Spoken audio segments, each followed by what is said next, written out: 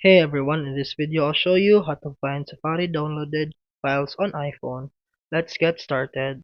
Next, go to the Browse tab at the bottom and tap on My iPhone or iCloud Drive depending on where Safari is set to save your files. By default, Safari saves downloads in a folder called Downloads. Tap on it and you'll see all the files you've downloaded. If you don't see the files right away, you can also use the search bar at the top of the Files app to type the name of your file. And if you ever want to change where Safari saves downloads, open Settings, Safari the Downloads, and choose between iCloud Drive or on my iPhone.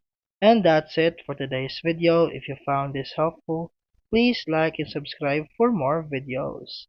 See you in the next one.